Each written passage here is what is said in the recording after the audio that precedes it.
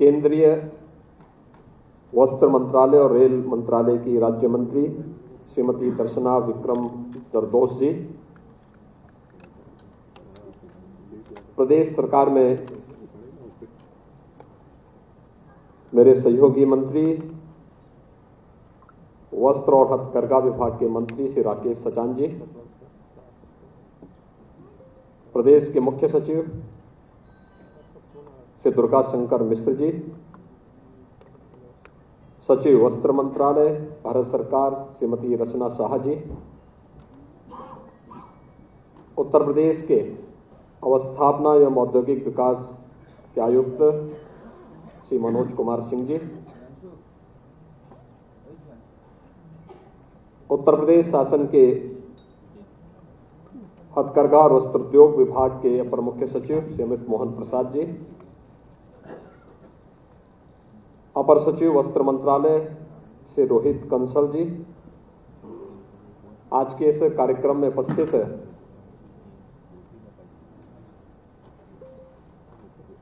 उत्तर प्रदेश के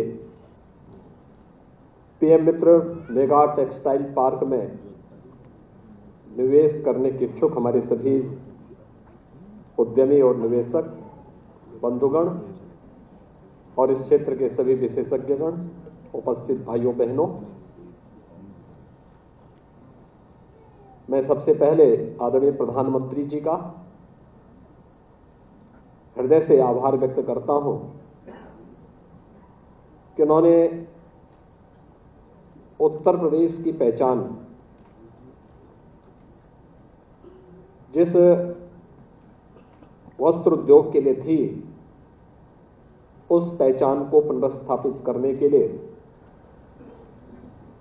अपनी महत्वाकांक्षी योजना पीएम मित्र मेगा टेक्सटाइल पार्क के लिए उत्तर प्रदेश को चुना है। मैं इस अवसर पर माननीय श्री पीयूष गोयल जी का, श्रीमती दर्शना विक्रम जरदोश जी का और केंद्र सरकार से आए हुए सभी अधिकारियों का भी हृदय से स्वागत करता हूं कि उन्होंने आज इस बहुप्रतीक्षित भारत सरकार और उत्तर प्रदेश सरकार के इस एमओयू कार्यक्रम को संपन्न करके एक प्रकार से उत्तर प्रदेश को वस्त्र उद्योग के एक नए हब के रूप में स्थापित करने के, उत्तर प्रदेश के पुरातन गौरव को वापस देने की शुरुआत की है। इस नए युग की शुरुआत के अवसर पर भी मैं उनका हृदय से अभिनंदन करता हूं, स्वागत करता हूं। मित्रों, हम सब जानते हैं कि उत्तर प्रदेश जैसा कृषि प्रधान राज्य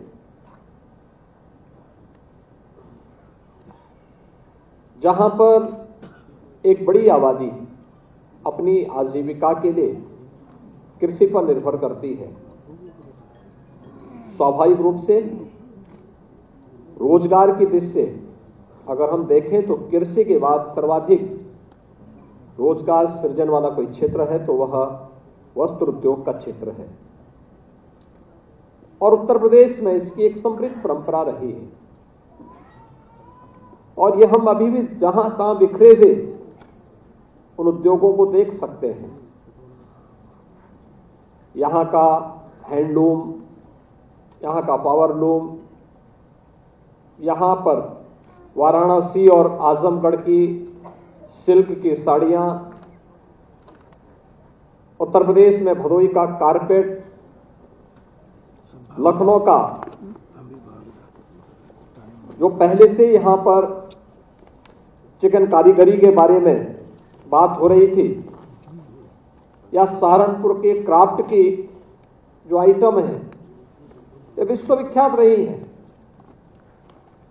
कानपुर कभी वस्त्र उद्योग का एक केंद्र बिंदु रहा है और कानपुर कभी देश के 4 से 5 बड़े महानगरों में से गिना जाता था। वस्त्र उद्योग का हब होने के नाते उत्तर प्रदेश न केवल अपने औद्योगिकीकरण के लिए बल्कि नगरीय व्यवस्था की दृष्टि से भी देश का एक महत्वपूर्ण प्रदेश माना जाता था। लेकिन एक कालखंड ऐसा भी आया जिसने उत्तर प्रदेश की इस पहचान को पूरी तरह समाप्त सा कर दिया था। कानपुर के सभी बड़े टेक्सटाइल से जुड़े हुए उद्यम बंद होते गए। अन्य क्षेत्रों में भी ये स्थिति पैदा हुई। हैंडलूम और पावरलूम को भी उचित प्रोत्साहन नहीं मिल पाया, वह भी दम तोड़ने लग गया था। लेकिन धीरे धीरे करके विगत 9 वर्षों के अंदर आदरणीय प्रधानमंत्री जी के नेतृत्व में भारत ने जो प्रगति की, उस प्रगति का लाभ विगत 6 वर्ष के अंदर उत्तर प्रदेश ने सर्वाधिक लिया है। और उत्तर प्रदेश की प्रगति आज किसी से छुपी भी नहीं है। अभी यहां पर माननीय पीयूष जी बता रहे थे कि ग्लोबल इन्वेस्टर समिट के दौरान देश के आए हुए अलग अलग सेक्टर के उद्यमियों की रुचि उत्तर प्रदेश के अंदर अलग अलग क्षेत्र में निवेशक के रूप में निवेश करने की दृष्टि से देखने को मिला। ये निवेश हम लोग अनुमान करते थे कि कितना यहां पर निवेश के प्रस्ताव आएंगे, उससे कई गुना प्रस्ताव उत्तर प्रदेश को प्राप्त हुए। परिणाम था 35 लाख करोड़ रुपए से अधिक के प्रस्ताव उत्तर प्रदेश सरकार को प्राप्त हुए हैं।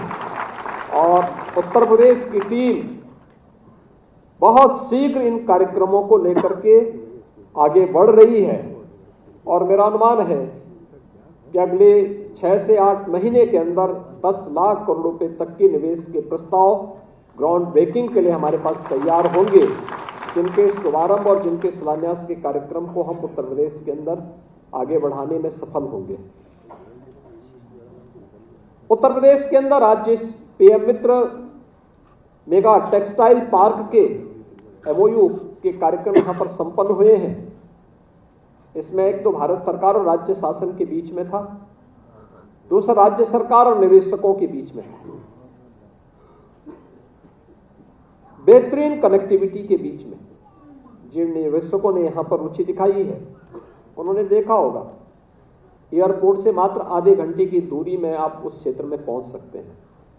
4 लेन की कनेक्टिविटी वहां पर पहले से है और जो बाकी बचा होगा राज्य सरकार उसको उपलब्ध करवाएगी। अन्य आवश्यक सुविधाओं को भी वहां पर राज्य सरकार एक समय सीमा के अंदर प्रत्येक निवेशक को उपलब्ध करवाने में योगदान देगी। और उत्तर प्रदेश की टेक्सटाइल और गारमेंट्स की अपनी जो पॉलिसी है वह आप सबके सामने है। आपने उसको देखा होगा। एक बेहतरीन पॉलिसी के रूप में उत्तर प्रदेश सरकार ने मानवीय हस्तक्षेप को जीरो करते हुए किसी भी स्तर पर आदरणीय प्रधानमंत्री जी ने जो बात की ईज ऑफ डूइंग बिजनेस की, ईज ऑफ डूइंग बिजनेस के एक बेहतरीन डेस्टिनेशन के रूप में उत्तर प्रदेश ने अपने आप को स्थापित किया है। और उस पर पूरी प्रतिबद्धता के साथ हम आगे बढ़ने के लिए कृतसंकल्पित हैं। उन कार्यक्रमों को आगे बढ़ाने के लिए पूरी प्रतिबद्धता के साथ आगे बढ़ रहे हैं। उत्तर प्रदेश सरकार ने वस्त्र उद्योग के लिए एक विशेष छूट और दी है कि जो वहां पर कार्य करने वाले कामगार होंगे उन्हें एक इंटर्नशिप की स्कीम भी उनके लिए निकाली है। और मुझे लगता है कि वह देश के अंदर मुझे लगता है कि 1-2 ही राज्य होंगे जिन राज्यों में सुविधा प्राप्त हो रही होगी।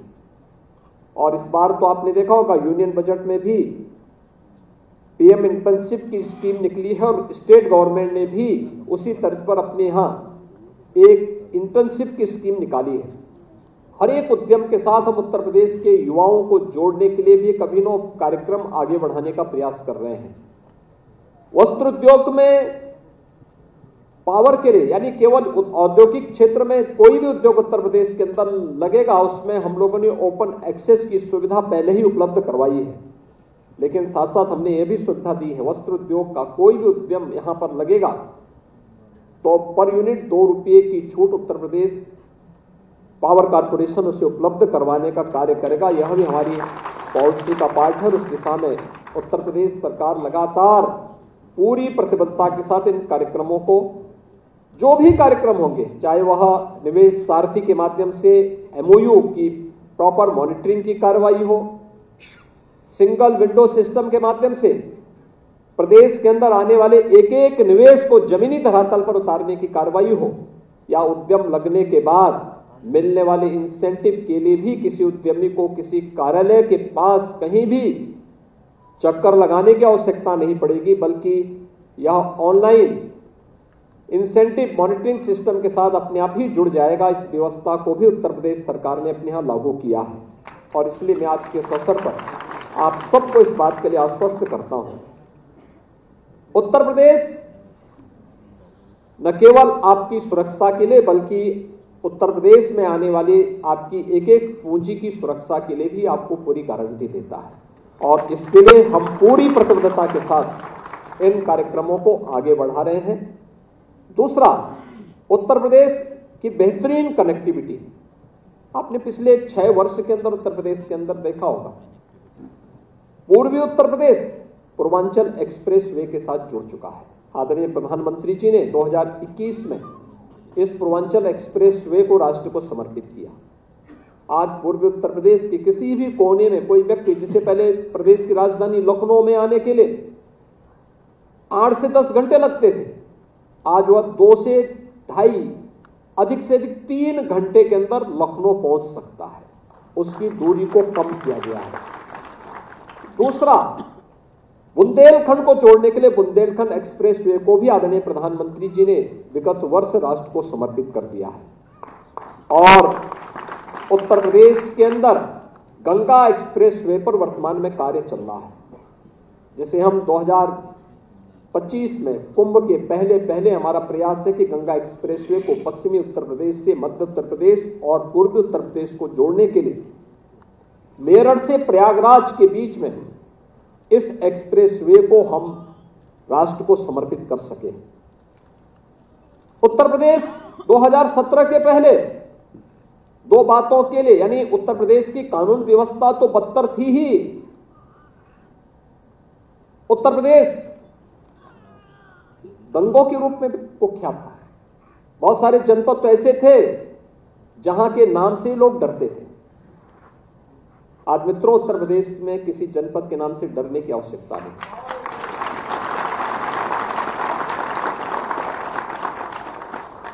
जो पहले उत्तर प्रदेश के पहचान के लिए संकट थे, आज स्वयं आप देख रहे होंगे कि उनके लिए स्वयं ही संकट बनता जा रहा है।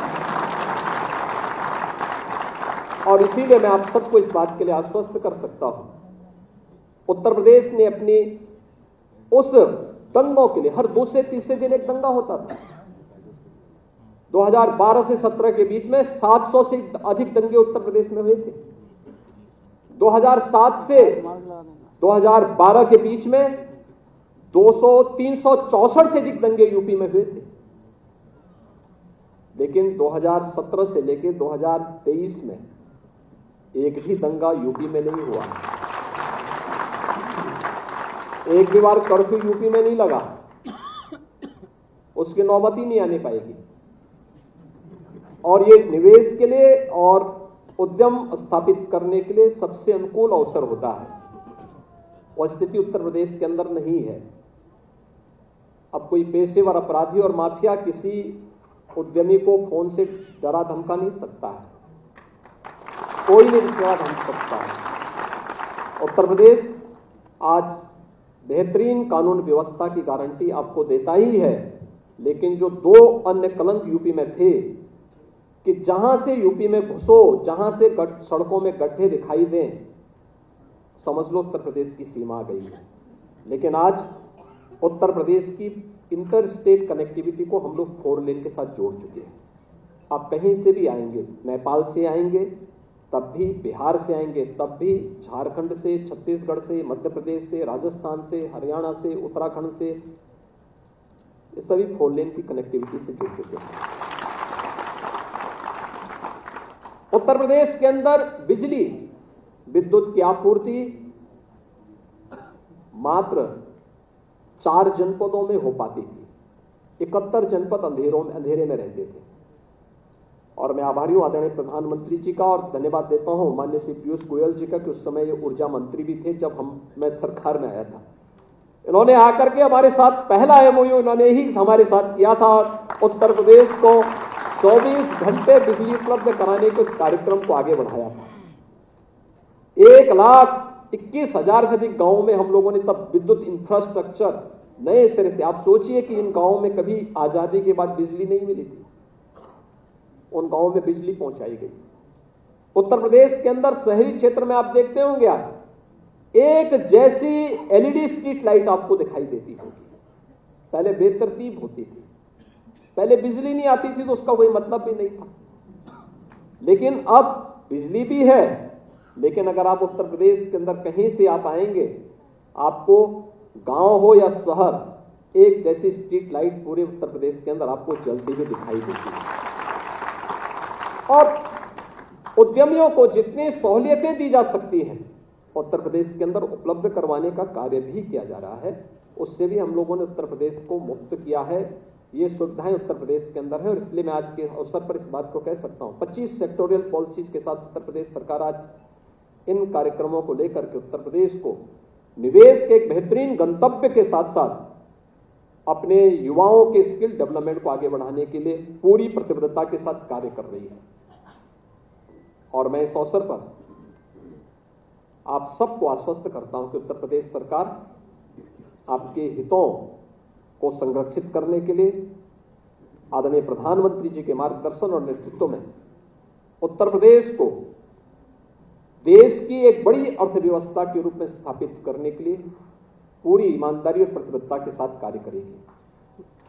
उत्तर प्रदेश के अंदर अभी वास्तव में उत्तर प्रदेश ने वन डिस्ट्रिक्ट वन प्रोडक्ट के माध्यम से अपनी परंपरागत उद्यम को एक नई पहचान दी। आदरणीय प्रधानमंत्री जी के आत्मनिर्भर भारत की संकल्पना को मूर्त रूप देने का एक बेहतरीन माध्यम है, और इस दिशा में हम लोगों ने कुछ प्रयास प्रारंभ किए।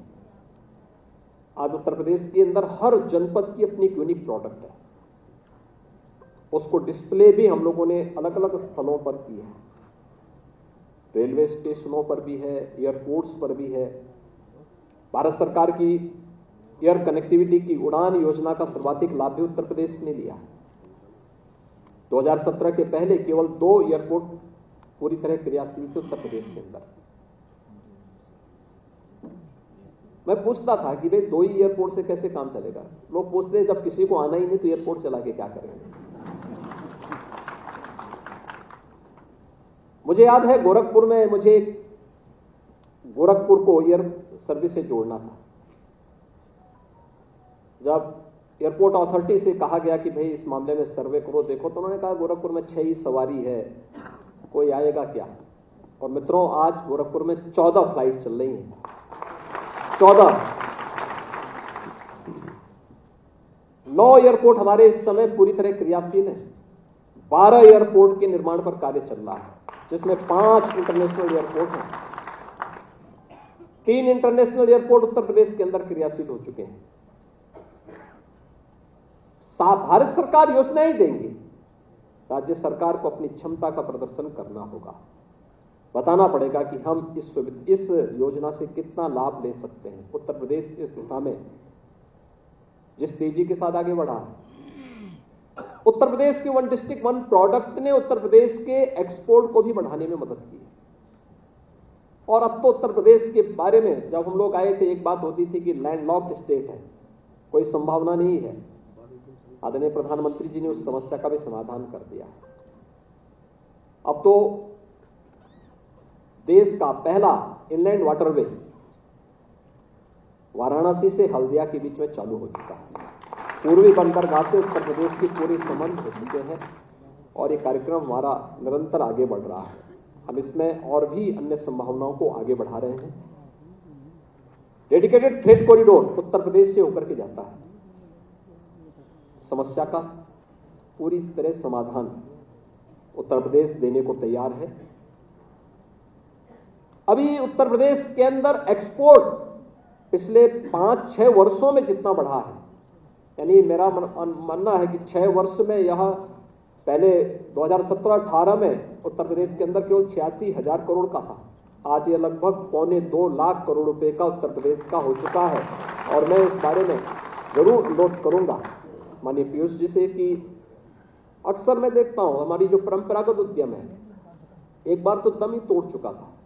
वन डिस्ट्रिक्ट वन प्रोडक्ट आदरणीय प्रधानमंत्री जी की प्रेरणा से जब हमने प्रारंभ किया उसमें कुछ जान आई, उसमें कुछ तेजी आई, उसको लगा कि अब उसको एक पहचान मिलेगी, वो आगे बढ़ रहा है और अच्छी संभावनाएं उसमें दिखाई दी।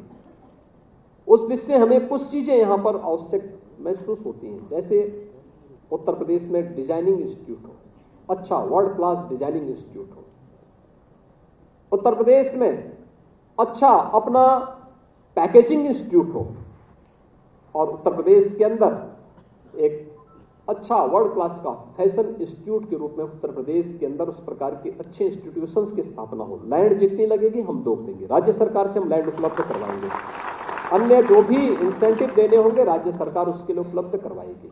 भारत सरकार और वस्त्र मंत्रालय के स्तर पर इस संबंध में हमें सपोर्ट मिल जाता है तो हमें इसे और अच्छी ऊंचाइयों पर वन डिस्ट्रिक्ट वन प्रोडक्ट में जितना पोटेंशियल है और उत्तर प्रदेश जैसे राज्य में जितना पोटेंशियल है इसको हम एक नई ऊंचाइयों तक पहुंचाने में हमें सफलता प्राप्त होगी।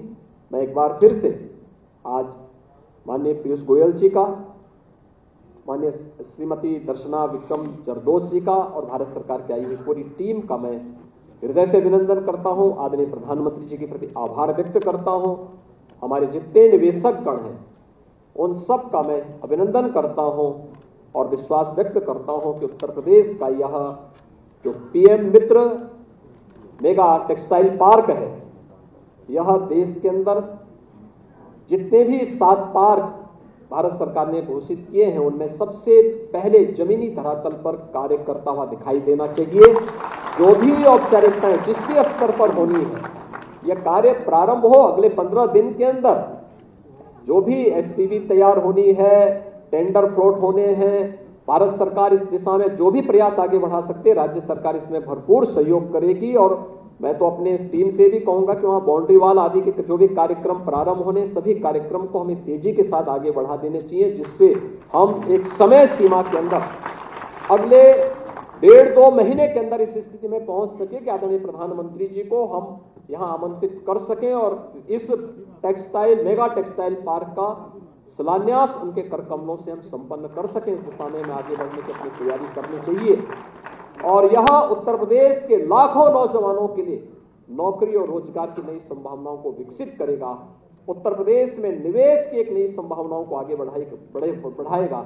उत्तर प्रदेश के ग्लोबल इन्वेस्टर समिट से जो एक आशा भरी थी उत्तर प्रदेश के अंदर, उन आशाओं को एक नई ऊंचाइयों तक पहुंचाने में महत्वपूर्ण भूमिका का निर्वहन करेगा। इस विश्वास के साथ मैं एक बार फिर से आप सबका हृदय से अभिनंदन करता हूं। धन्यवाद। जय हिंद।